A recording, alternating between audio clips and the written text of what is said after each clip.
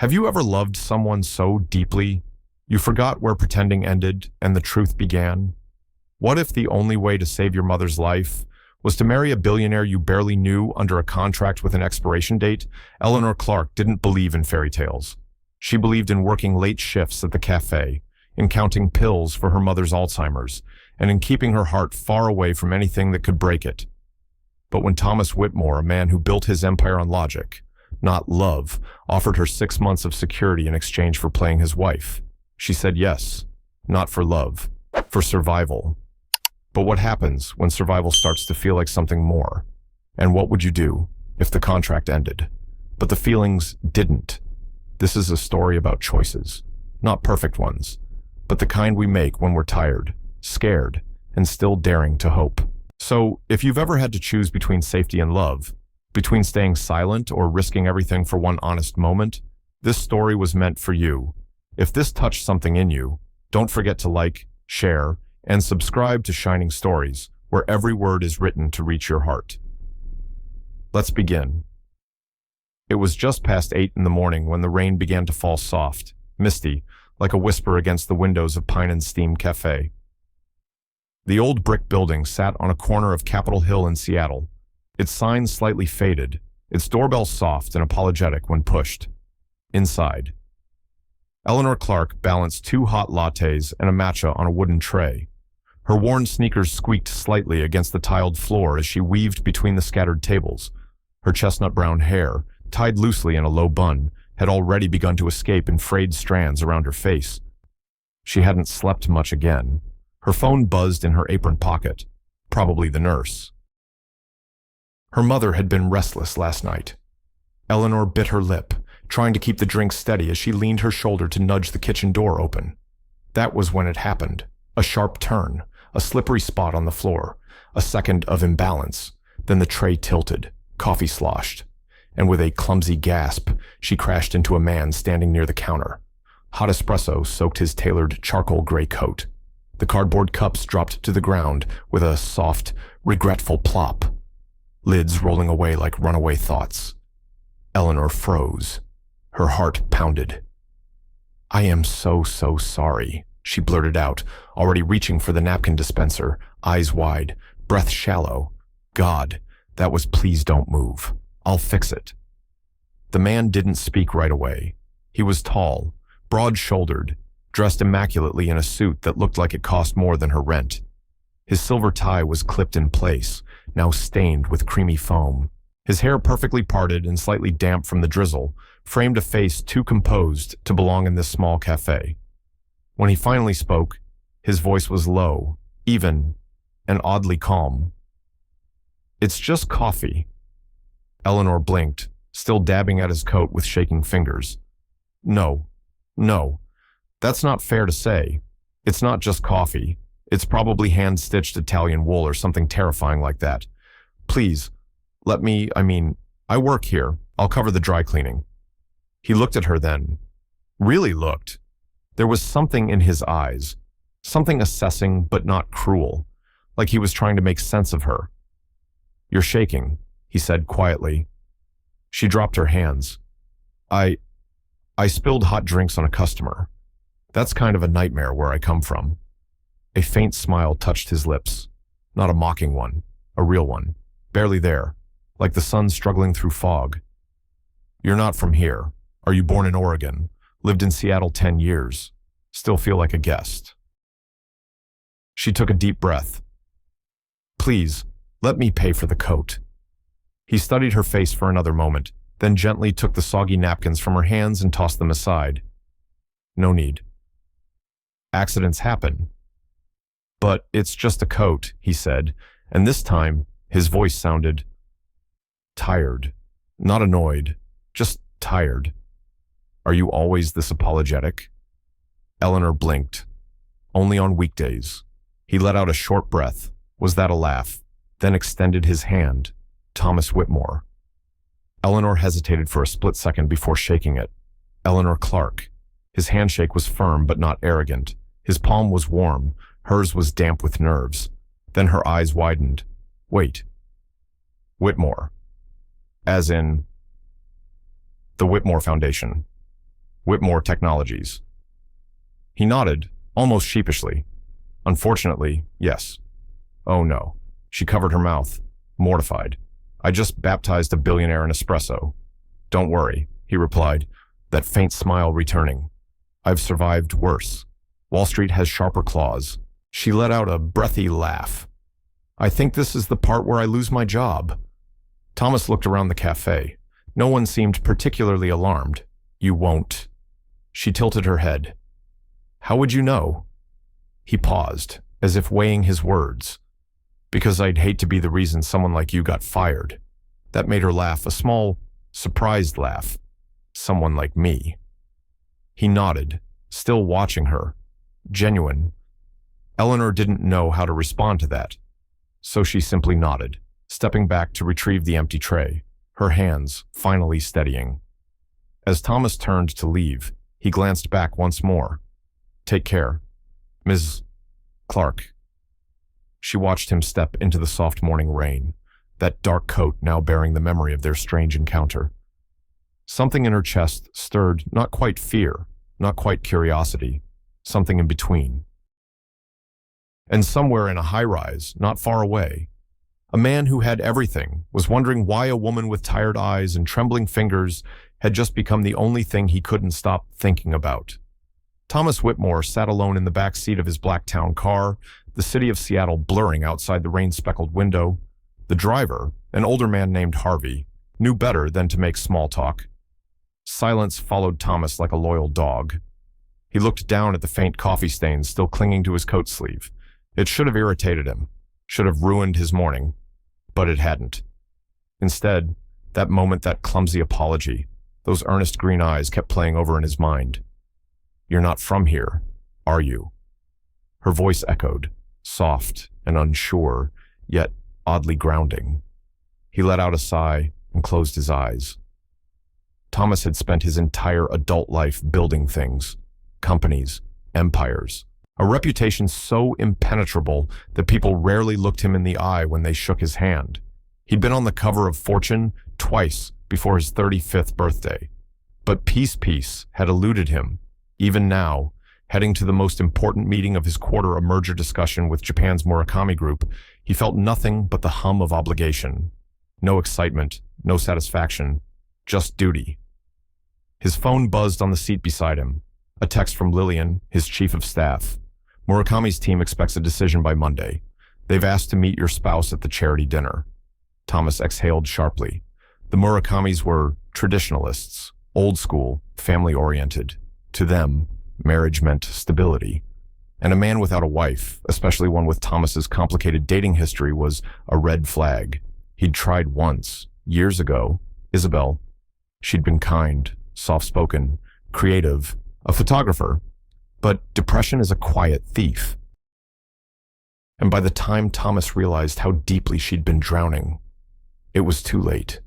She'd taken her life during a silent January and left behind only a letter. You build things, Thomas, but you don't know how to rest inside them. Since then, he'd kept love at arm's length, replaced intimacy with efficiency, replaced grief with productivity. And now, the Murakami deal worth billions.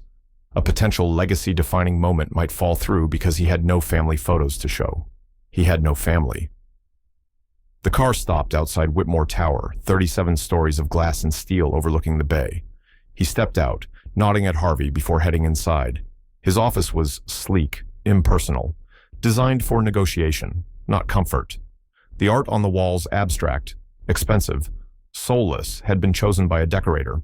He didn't remember the names. Lillian entered without knocking. She was in her 50s, sharp-eyed and unflinching, the only person on his payroll who ever challenged him. You look distracted, she said, setting papers on his desk. I am bad coffee. He raised an eyebrow. You heard about it. Your coat speaks volumes. She sat down across from him. You okay? He didn't answer right away. Then there was a woman at the cafe. Lillian raised one eyebrow. I spilled coffee on her, or she spilled it on me. Doesn't matter.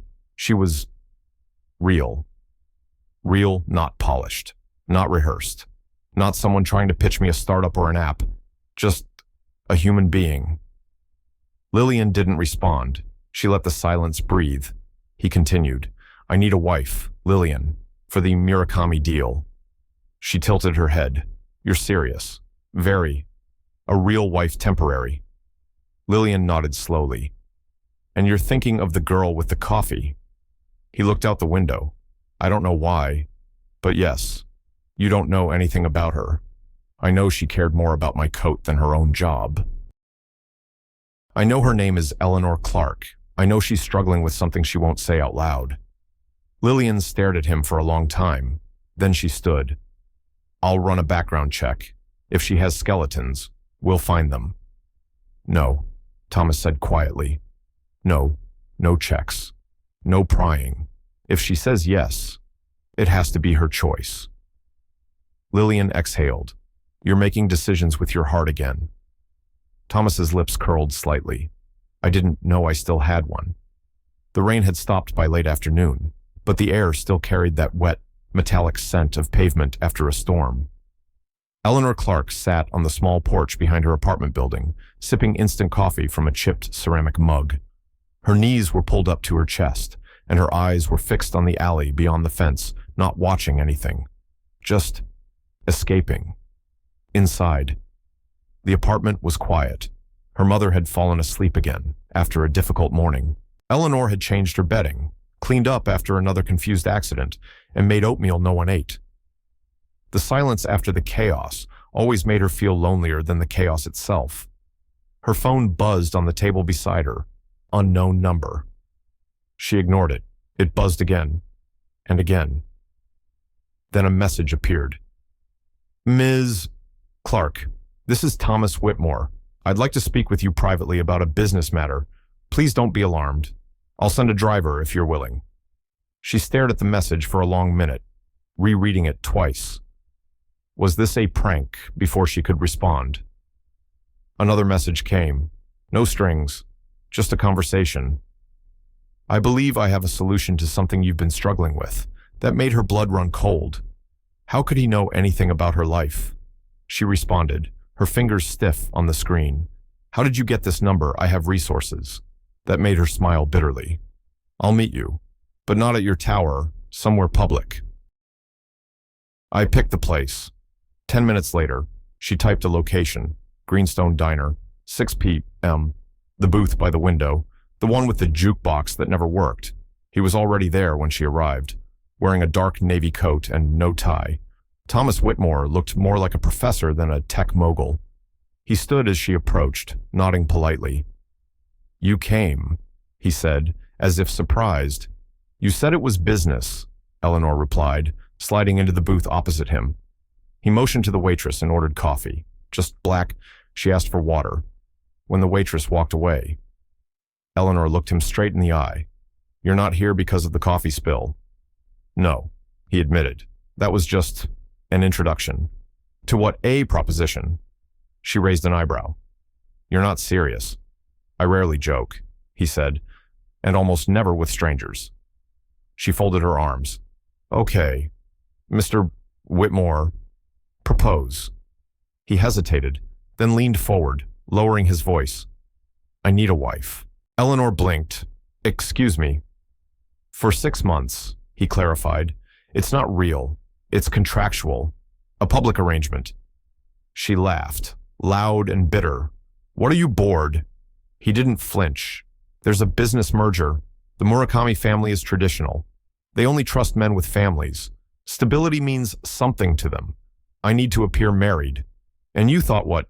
That I'd jump at the chance to be some billionaire's prop? No, he said quietly. I thought you might need the money. Eleanor's cheeks flushed. So you have been digging, only enough to know your mother is sick, that treatment is expensive, that you've been working 3 jobs, and that your art degree is gathering dust while you try to keep your head above water. She wanted to slap him, but she didn't, because every word was true. She stared at him, jaw clenched. How much he didn't blink. 1 million, half up front. The rest when the agreement ends. 6 months. You live with me. You attend functions. You act the part. No intimacy. No obligations outside the terms we both agree to. Eleanor's throat tightened. Do I get to keep my soul? Thomas looked away. For the first time, his mask cracked. I don't want your soul, he said. Just your time. She stood, grabbing her bag. This is insane, I know. I'm not for sale. I didn't say you were. She took 2 steps away, then turned back. Her voice wavered. Why me? He looked up, and this time, something unguarded flickered in his eyes. Because you weren't afraid to spill coffee on me, and you were more worried about my shirt than your job. That's rare where I come from. Eleanor didn't reply. She walked out of the diner into the cold. And for the rest of that night, she couldn't stop thinking about the man who offered her a contract and somehow made her feel more seen in 5 minutes than anyone else had in years. 3 nights passed. Eleanor Clark barely slept during any of them. Her mind was a constant loop of numbers, memories, doubts, and her mother's voice sometimes lucid, sometimes lost. In those moments, when her mother looked at her with fear and confusion, Eleanor would hold her hand and whisper, I'm here. I'll figure it out. She just didn't know how. Until now. It was late Friday afternoon when she found herself standing at the entrance of Whitmore Tower, dressed in her only black blazer and a pair of washed-out jeans. Her shoes, damp from the light drizzle outside, squeaked softly on the marble floor. A woman at the front desk greeted her with polite surprise, made a call, and within minutes, she was ushered into an elevator that required a key card to access the top floor. The ride was silent, except for the hum of expensive machinery. She hated how nervous she felt. When the elevator doors opened, Thomas Whitmore was waiting. He wore a soft gray sweater, no jacket, no tie, less armor. Ms. Clark, he said. You came. I came to talk, Eleanor replied. He stepped aside, motioning her toward a conference room just off his office. It was smaller than she'd expected, warm-toned, with a long wooden table and a view of the city disappearing into clouds. On the table was a folder, thick, legal. Thomas sat down across from her. May I? She nodded. He opened the folder and slid it toward her. The terms are outlined clearly. 6 months, no physical expectations. We maintain separate rooms. Public appearances as needed. After 6 months, a quiet annulment. Confidentiality agreement attached. 1 million. Half in escrow. Available immediately. She stared at the papers, then up at him. I have 3 conditions. Thomas blinked once. Go on. 1 I want. The first half transferred before I move in. I'll need it for my mother's treatment. No exceptions.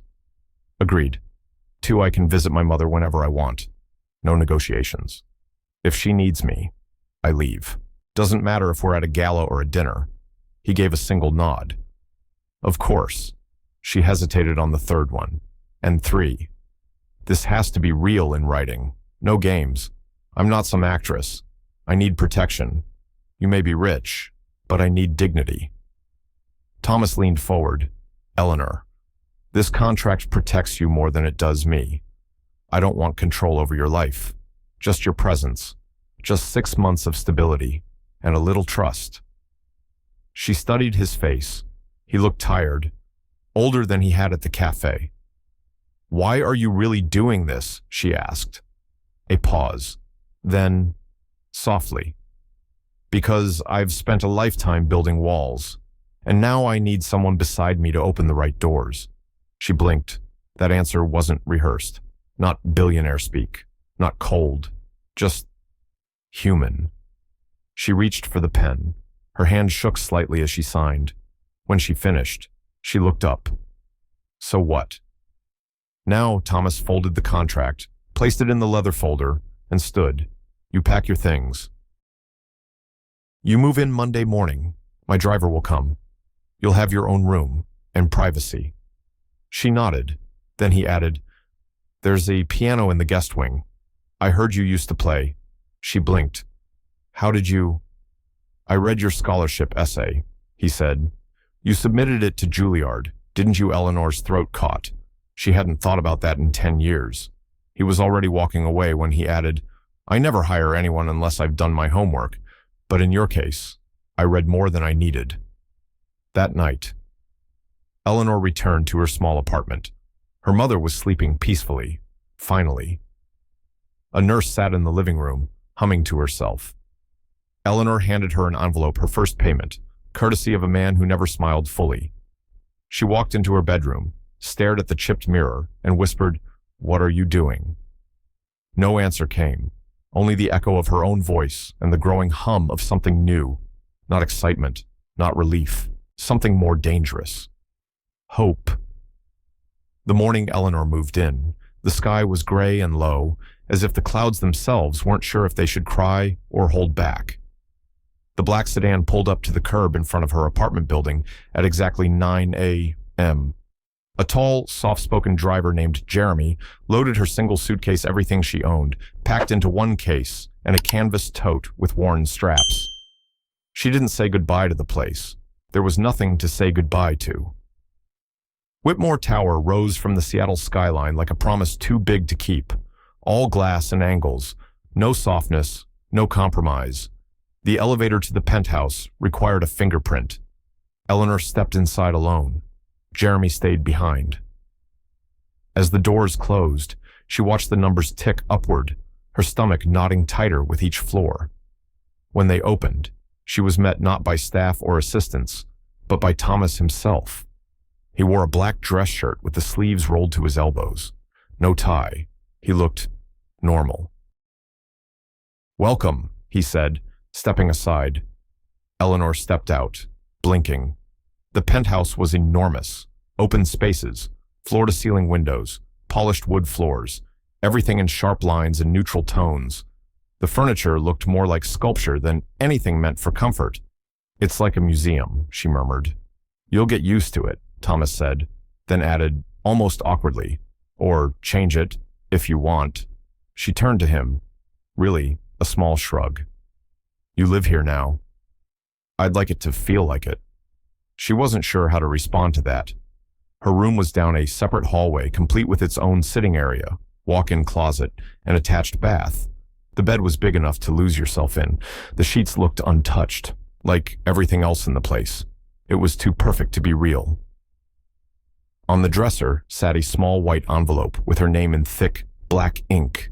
Inside was a ring, platinum, simple, stunning. Next to it, a note in Thomas's handwriting for public appearances. "They'll notice the details." Eleanor held the ring between her fingers. It felt heavier than it looked. She didn't put it on. Not yet. 3 days later, they attended their first event together, a charity gala supporting urban education. It was hosted at the Rainier Club, all chandeliers and champagne and subtle competition between the wealthy. Before leaving, a stylist and her assistant had descended on Eleanor like quiet storm clouds, doing her hair, makeup, dressing her in a deep green evening gown that fit her like it had always been waiting for her.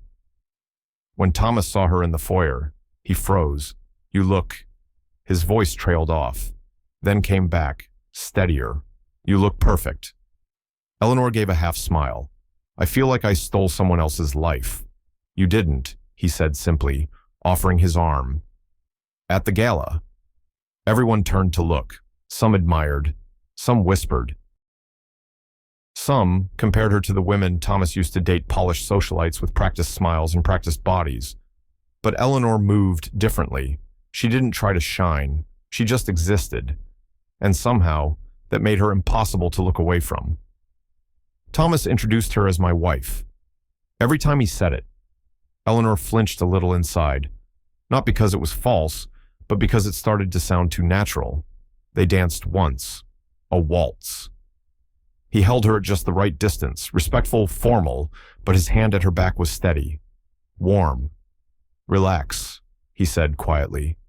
"You're doing fine. I'm counting every step," she whispered back. "That's okay. So am I."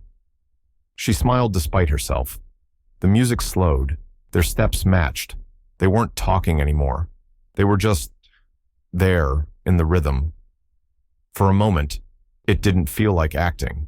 It didn't feel like anything except easy. Later, in the car ride home, Eleanor stared out the window. Thomas sat beside her, silent. Finally, she spoke. "You were good at that," At what pretending? He didn't respond right away. Then it wasn't all pretend. She turned to look at him, surprised. His eyes were on the city lights. Not her, but it's part of the job. Right, she said softly, making it look effortless. Believable. He gave a small nod. Believable is easy. Effortless takes more work. She looked away, her heart moving faster than she wanted it to. That night, back in her room, she finally put on the ring. It fit perfectly, like it had been made for her, which, she realized, it probably had. And yet, as she stared at it under the lamp's glow, all she could think was, why does this feel like the most honest thing in this entire arrangement? The days that followed the gala passed with an odd kind of rhythm. Thomas had meetings, calls, negotiations. Eleanor kept to herself, spending mornings with her mother at the care facility and afternoons wandering the guest wing of the penthouse, sketching quietly by the window. She found a small nook near the library with natural light and silence, two things she hadn't known she missed until now. They spoke when needed, exchanged glances more than words, but something hung between them, invisible but present, unspoken, growing. It was a Tuesday afternoon when the elevator chimed unexpectedly. Eleanor had just come from the kitchen, her sketchpad under one arm, a cup of tea in the other. She expected the driver, maybe Lillian, but when the doors opened, it was someone entirely different. A tall, blonde woman stepped out, dressed in an ivory trench coat and pointed heels. She didn't wait for an introduction. Her eyes scanned the space and landed on Eleanor like a hawk spotting prey. "Well," the woman said, voice edged with a crisp British accent, "you must be the little wife." Eleanor blinked. "I'm sorry. Who are you?" Before the woman could answer, Thomas's voice cut in from down the hall. "Veronica." His tone was tight, clipped, cold. The woman Veronica Sterling, as Eleanor would soon learn, turned with a smile too perfect to be sincere. "Darling," she said, still not great with surprises. "Are you?" He approached slowly, jaw set. "You shouldn't be here." "And yet," she said sweetly, "here I am." She turned back to Eleanor. "You're prettier than I expected, in a local artist sort of way. Very raw, very real." Eleanor stood her ground, though her grip on the teacup tightened. Thomas stepped beside her. "Veronica, this isn't your home, and you're not welcome here." "Oh, don't be so dramatic," Veronica replied, eyes still on Eleanor. "Did he tell you how we almost got married? How I found him with another woman just weeks before our engagement party?" Thomas inhaled sharply. "That's not what happened." "Isn't it?" she said, tilting her head. "You always did love the tragic narrative. So much easier than admitting you don't know how to stay." Eleanor felt something inside her tremble. She hated how easily those words got under her skin. Veronica's gaze lingered a moment longer, then she gave a mock curtsy. "Well, best of luck, Mrs. Whitmore, or should I say, Ms. Clark." With that, she turned and walked out, heels tapping a final insult into the marble floor. The silence after the door closed was deafening. Eleanor turned to Thomas, voice low but shaking. "Is it true his face didn't change?" "Yes." "But not the way she said, 'Then say it your way.'" He rubbed the back of his neck, a gesture more human than she'd seen before. "Veronica and I had a contract, like ours. Except she broke it. She was seeing someone else. For money." Eleanor blinked. "So this is a pattern." He winced. "That's not fair." "No," she asked, stepping back. "You hired me to fake a life. Just like her. It's not the same." "Then tell me what is different." "Thomas." He didn't answer. Eleanor shook her head. "I thought I could handle this. The distance, the pretending, but I didn't sign up to be a rerun of your worst decision." "Eleanor, wait." She walked past him without another word. Back in her room, she closed the door gently. Too gently. The quiet hurt more than a slam ever could. She sat on the edge of the bed, hands in her lap, staring at the ring on her finger. It sparkled like it meant something, but it didn't. Not now. Later that night, she didn't come out for dinner. She didn't respond to his soft knock. Thomas stood outside her door for a long time, hands in his pockets, forehead leaning against the frame. He didn't speak. He just stood there, listening, breathing, regretting. In the far corner of her suite, the piano stood untouched. But that night, Eleanor sat at its bench. She didn't light the lamp, didn't open the window. She just placed her fingers on the keys, let them linger. Then she played, a melody she hadn't touched since she was 17. Broken, slow, raw. It wasn't for an audience. It wasn't for him.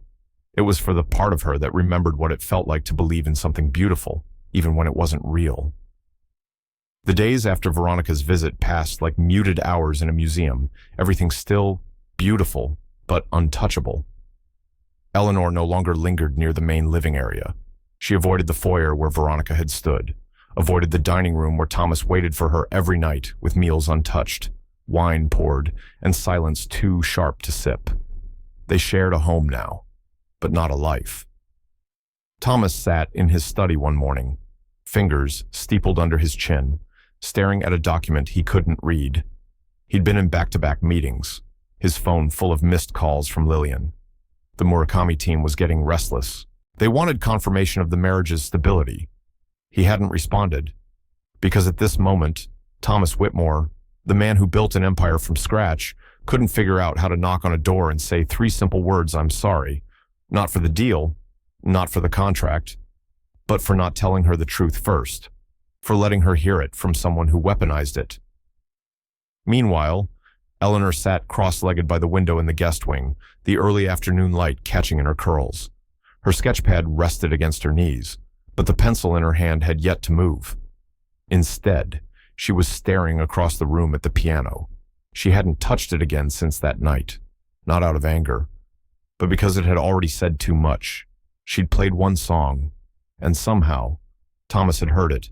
She knew because the next morning, she found fresh sheet music on the stand, classical pieces, a quiet offering, no note, just music. It made her cry more than any apology could. Later that week, Eleanor came home from the hospital earlier than usual. Her mother had been alert today, called her by name, even remembered the name of her favorite childhood teddy bear. A rare good day. She stepped into the penthouse, arms wrapped around her coat. The hallway was quiet. She was about to head to her room when she noticed something strange, a light coming from one of the unused rooms. She followed it, pushed the door open, and stopped. It was an art studio, her art studio. The walls were painted a soft, calming gray. Sunlight poured in through tall windows. In the center, an easel with a brand new canvas, untouched. Along one wall, shelves of supplies, brushes, pastels, charcoal, oils, all the tools she'd stopped allowing herself to dream about. And on the side table, her favorite brand of tea. She stared, frozen. Behind her, a quiet voice broke the stillness. "I didn't know how to say I was sorry," Thomas said from the doorway. She turned. He didn't move forward, just stood there, coat in hand, eyes darker than usual.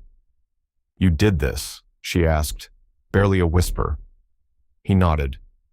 "I remember you said your hands used to know how to speak." She closed her eyes, blinking back sudden tears. "I didn't ask for this. I know. I didn't want to be bought. I know that too." She turned back to the room. "It's beautiful. So are you when you're doing what you love." Silence settled again, not heavy this time, but careful, like the pause before the first note of a song. She finally spoke. "I'm not ready to forgive you. I'm not ready to stop trying," he replied. That night, Eleanor lit a single candle in the studio and began to paint. Not for money, not for an audience, but for the girl inside her who had once believed the world could be beautiful and who might believe again.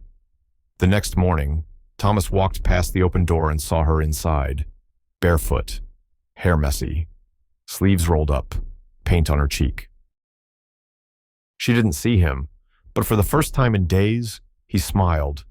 Because sometimes, silence wasn't absence, It was trust, beginning again. The call came just after 10:00. Eleanor had been in the art studio, half-finished painting drying on the easel. When her phone buzzed with a number she recognized immediately, Metropolitan General Hospital, her fingers went cold before she answered.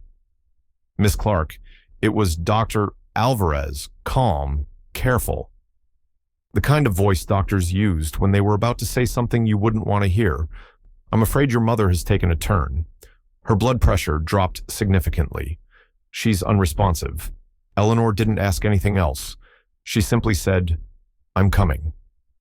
She rushed out, coat thrown over paint-stained clothes, keys barely remembered. As she passed the main hallway, Thomas appeared at the end dressed in a dark tailored suit, Bluetooth in one ear, phone in hand, clearly in mid-discussion. He paused when he saw her. "Eleanor." She didn't slow. "I have to go." "What happened?" She stopped only long enough to say, "My mother. The hospital called. Something's wrong." Thomas pulled the earpiece from his ear. "Wait, I'll come with you."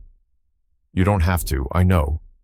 He dropped everything: phone, schedule, a meeting with the Murakami delegation in less than 2 hours, and followed her out the door without another word.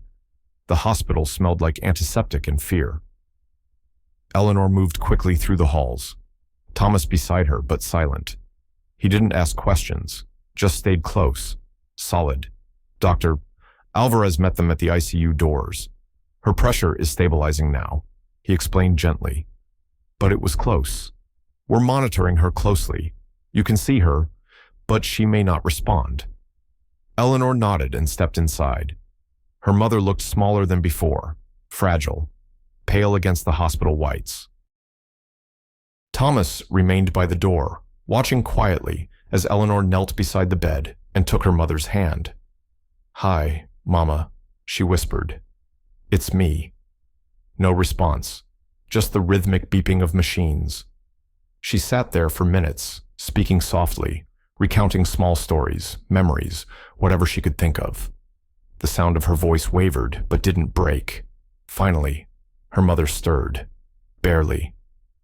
Her eyes opened just enough to see the man near the doorway, and for the first time in days, they focused. "You brought your husband," she whispered, lips dry, cracked. Eleanor didn't correct her. She couldn't. Her mother reached out a trembling hand toward Thomas. He stepped forward, hesitated only a second, then took it gently. "Take care of her," the old woman whispered. "She's stronger than she knows, but she's never had someone strong enough to stay." Thomas swallowed hard. "I will," he said, voice rough. "I promise." Eleanor looked up at him, and for a moment, it didn't feel like a promise made in a hospital room. It felt like the first truth he'd ever said out loud. Afterward, they sat in the family lounge. Eleanor cradled a paper cup of vending machine coffee, hands trembling slightly. "I didn't expect you to come," she said. "I didn't consider not coming." Thomas replied. She looked over at him, eyes tired but honest. "You missed your meeting. I can reschedule a meeting, not a merger like this." "You said it could change everything." Thomas leaned back in the chair. "It did." She blinked. He turned to her fully, his voice quiet. "Sure. I've spent most of my life valuing time by the dollar, measuring decisions by risk and reward. But watching you in that room, I realized none of it matters if you don't have someone to come home to." Eleanor looked down into her cup. "I don't know if I can do this." "Thomas, do what? Keep pretending." He didn't speak right away.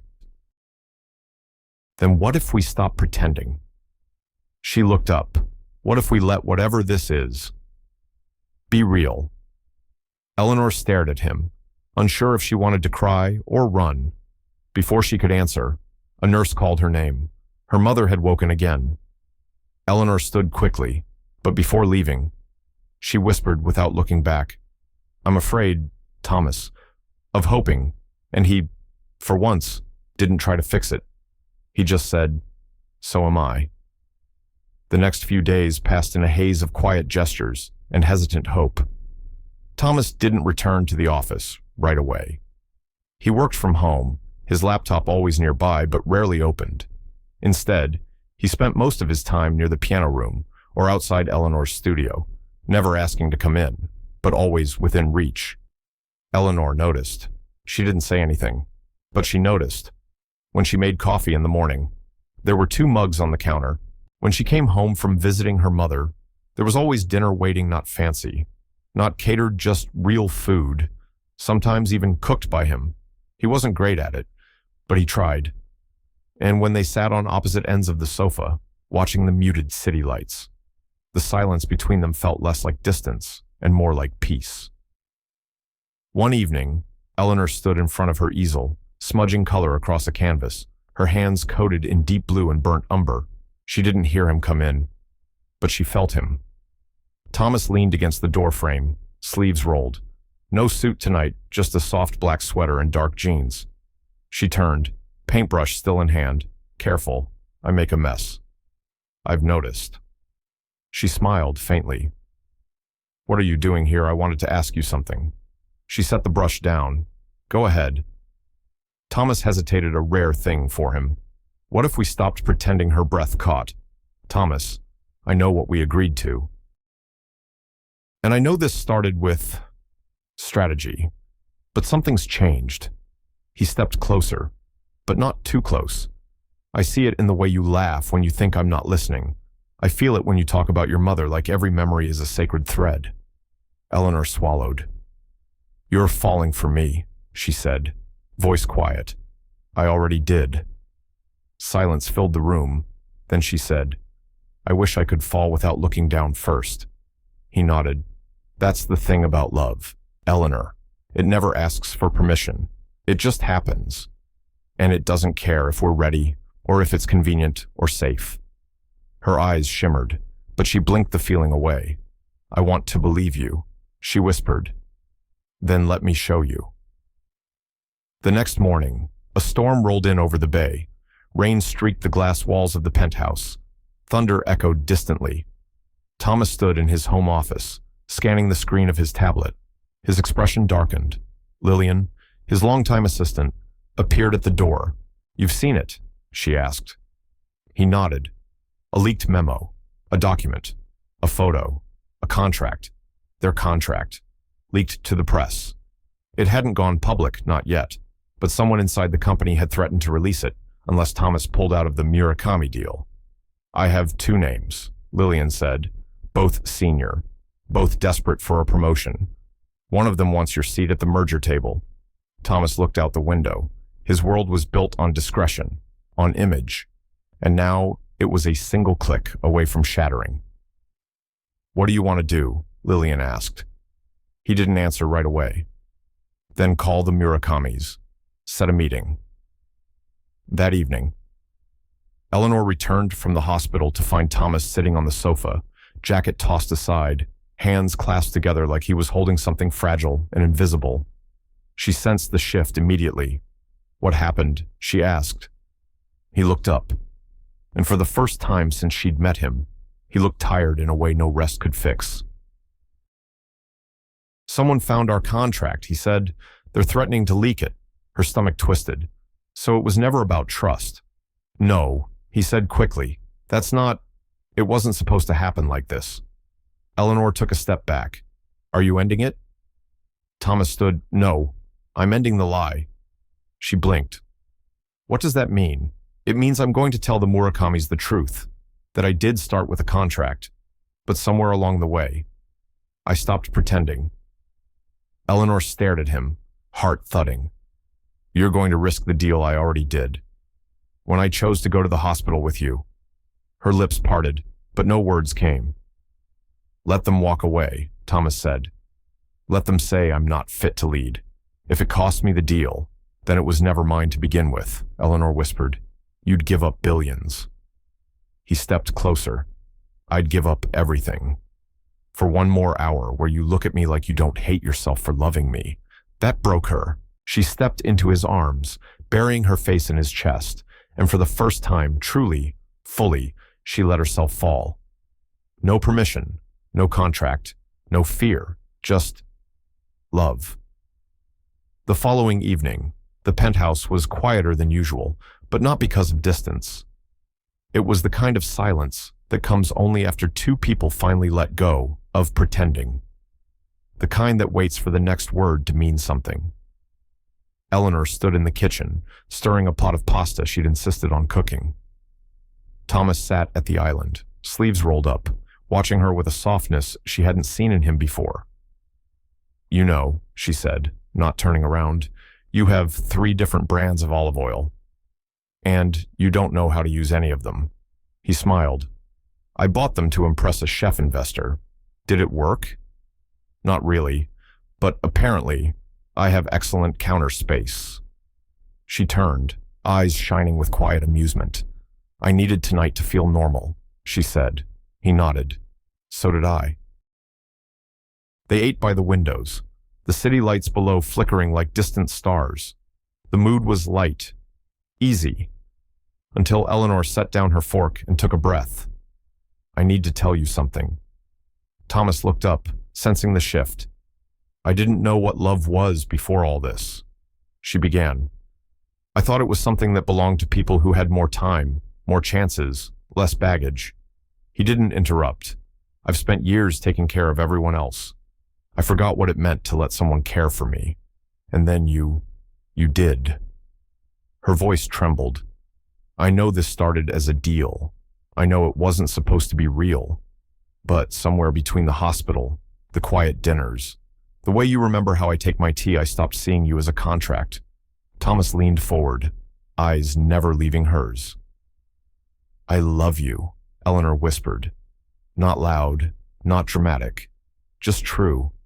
"And I don't need you to say it back. I just needed you to know." Thomas reached across the table, covering her hand with his. He didn't speak, but the look in his eyes said everything. Later that night, Eleanor walked barefoot into the art studio. She picked up a brush and started painting, not for healing, not for escape, but for joy.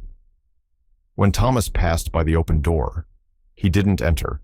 He simply stood there, watching the woman who had changed everything he thought he knew about love. The next morning, Eleanor woke up to the smell of coffee and the sound of her phone buzzing. She reached for it groggily, expecting a reminder from the hospital or a message from Thomas, but what she saw made her sit upright. Breaking leaked documents.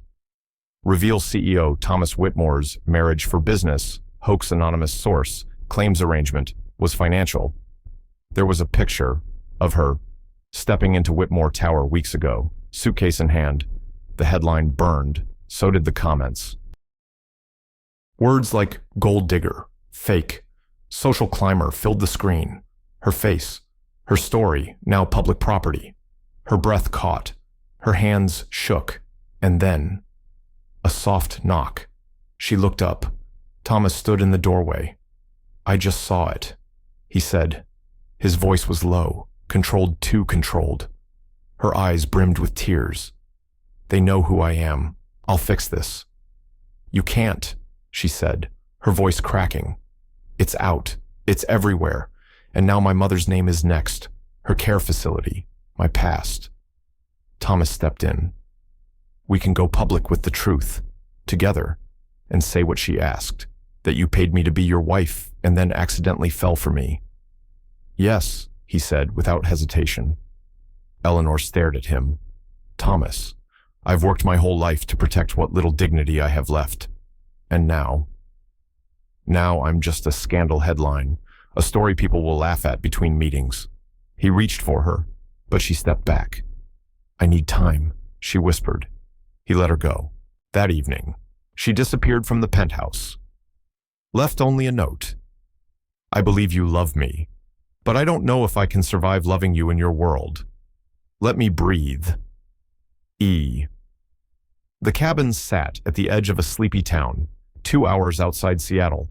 A small wooden house tucked into the pines, roof streaked with rain, chimney long unused.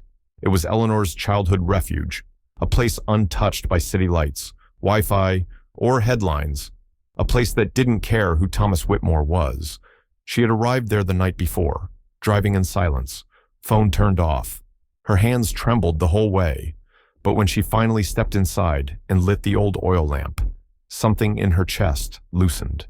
The storm outside roared, but for once, the storm inside her didn't. She sat by the window, wrapped in an old quilt, staring out at the trees swaying like ghosts. No sound but the wind. And her thoughts. Thomas didn't sleep that night. He paced the penthouse, scrolled through every headline.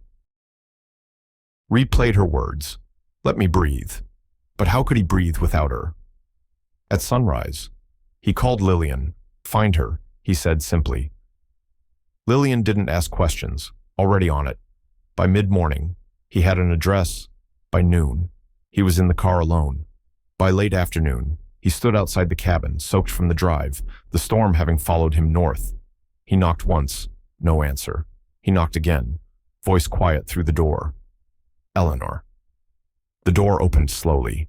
She stood there in a sweater 3 sizes too big, hair in a loose braid, eyes red-rimmed but dry. I didn't expect you to come. I didn't expect you to leave. They stared at each other. Neither moved. Finally, she stepped aside. He entered. The cabin smelled of cedar and old books. A fire crackled in the stove.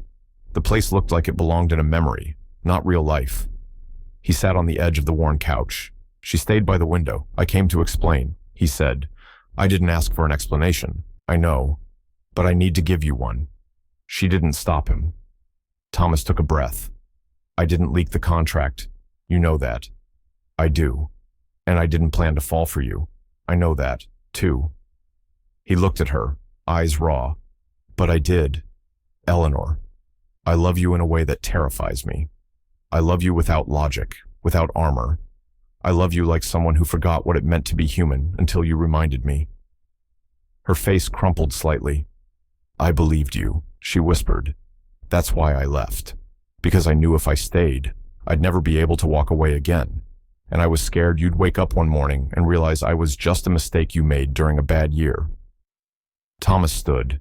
You are not a mistake. You are the only part of my life that ever made sense. She turned away, tears falling now. He crossed the room slowly, until he stood just behind her. I've built towers, he said, but none of them were homes. I had everything, and it meant nothing. She turned. And then, he did something she hadn't seen him do before. He dropped to his knees, not out of drama, but desperation. I don't want to be the man who bought a wife.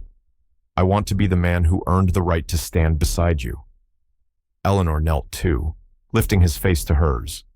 You already did. He reached into his coat pocket, pulled out a small, worn envelope, inside the contract, torn in two. I don't want this anymore, he said. Not this paper, not this deal, just you. No terms, no end date. She smiled through her tears. Then we start again, not with signatures, with choice. He finished. She nodded, then kissed him. Not the kind of kiss that begins a romance, the kind that forgives everything that came before it. That night, they stayed in the cabin, made soup from cans, sat by the fire, watched the rain. No plans, no headlines. Just 2 people, one story rewritten. Spring arrived quietly that year. The city slowly shook off its winter gray, and the cherry trees along Whitmore Avenue bloomed in shy bursts of pink. No headlines anymore. The story faded, as all scandals do, replaced by fresher drama, newer names. The world had moved on. But Eleanor Clark and Thomas Whitmore hadn't. They were still writing their own story, not in tabloids, but in little things. Eleanor didn't move back into the penthouse right away. She stayed in the cabin for a while longer, alone, by choice. Thomas understood.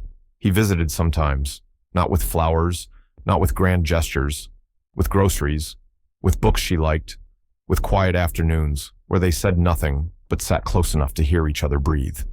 He never asked her to come back. He just made sure she knew she could when she was ready. Weeks later, Eleanor returned to the city. She didn't pack a suitcase, just brought herself. And when the elevator doors opened onto the top floor of Whitmore Tower, she didn't knock.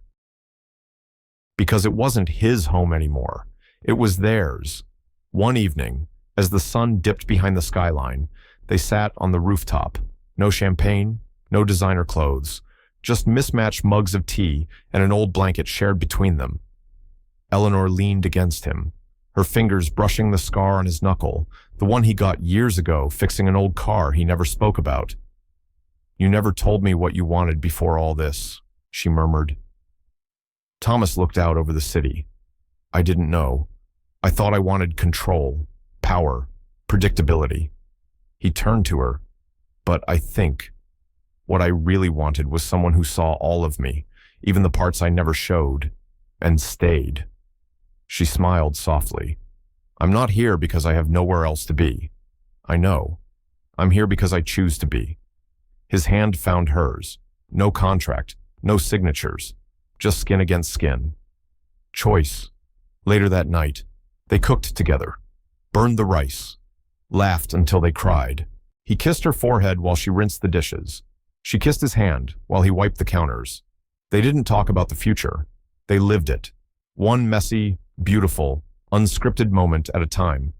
A month later, Thomas stood on stage at a charity event, the same one where they'd first been seen as a couple. This time, Eleanor stood beside him. No need to pretend. He didn't speak about business. He spoke about second chances, about what it means to be known and still chosen. And when he looked down at her from that stage, he didn't see a contract fulfilled. He saw a life begun. As for Eleanor, she reopened the art studio Thomas built, but not as a private space. She turned it into a free class for low-income caregivers and women rebuilding their lives, because she knew what it meant to lose yourself taking care of everyone else, and what it meant to find yourself again with paint and hope and someone who refused to walk away. On the day they officially dissolved the contract, just a formality, now the lawyer asked, "Any final notes for the record?" Eleanor smiled. "No contracts," she said, slipping her fingers through Thomas's, "just choices." The lawyer, flustered, cleared his throat. "And the future?" Thomas looked at her, then back at the lawyer. "It's not for the record," he said. "It's for us. Maybe love doesn't come dressed in perfection. Maybe it walks in wearing old shoes, carrying broken promises, and still offers you a choice." Eleanor and Thomas didn't find each other because they were whole. They found each other because they were willing to stay even when the world called them names, questioned their worth, and labeled their love a transaction. And isn't that the cruelest kind of judgment, to look at someone's survival and call it a scheme? To see a woman's silence and mistake it for manipulation? To measure someone's worth by wealth, background, or image, and not by the quiet, aching courage it takes to love anyway? This story reminds us that behind every choice we don't understand is a wound we haven't seen. So before we label, let's listen. Before we dismiss, let's ask, what if it were me? My mother. My only way out. Because true love, the kind that stays after the contract ends, doesn't come from status. It comes from seeing, truly seeing, someone and choosing them anyway. If this story touched you, made you feel something, or simply reminded you of your own quiet strength, please like, share, and subscribe to Shining Stories. Together, let's keep telling the kind of stories that heal, challenge, and connect us. See you in the next story, where another soul waits to be heard, and maybe it'll sound a little like yours.